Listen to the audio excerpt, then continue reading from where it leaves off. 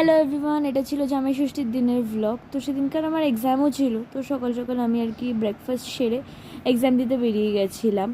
আমার এক্সামের সেন্টার পড়েছিল বিদ্যাসাগর কলেজে, তো আমি একটু টাইমের আগেই পৌঁছে গেছিলাম। তো তার জন্য গরমে আর কি বাইরে বসেছিলাম। তো এক্সাম দেওয়ার সময় ওখানে তো আর মানে ফোন নিয়ে ঢুকতে পারিনি, তো অফকোর্স ওখানে আর কিছু ব্লগ করতে পারিনি। তো এক্সাম দিয়ে বেরিয়ে দেখো আমার হাতের অবস্থা ঠিক মানে এত লিখেছি যে হাতের অবস্থা এরকম হয়ে গেছে। যাই হোক, তারপর আবার র্যাপিডো বুক করে ডাইরেক্ট মামাবাড়িতে চলে গেছিলাম, কারণ সেদিনকার ছিল মামাবাড়িতে আমার নেমন্তন্ন। আমার কেন, আমার বাড়ির সবারই নেমন্তন্ন ছিল, আর মামাবাড়ির সবাই এসেছিল।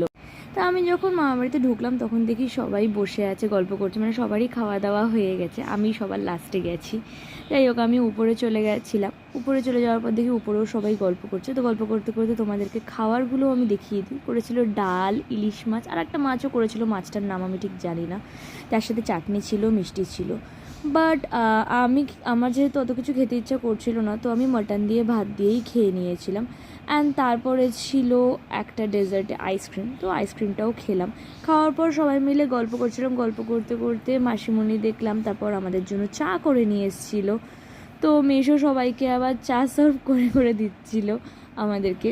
জামাই ষষ্ঠীর আগের দিন আমার মাসিমণির যেহেতু জন্মদিন ছিল, তো সেদিনকার মাসিমণির জন্য একটা কেকও আনা হয়েছিল, আমার দিদি নিয়ে এসেছিলো আর কি। তো সেটা সবাই মিলে আর কি সেদিনকার কাটলো।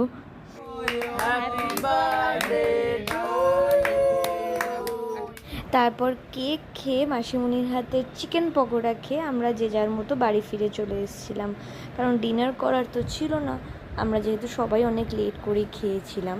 তো যাই হোক, আজকের জন্য টাটা, সি ইউ সুন।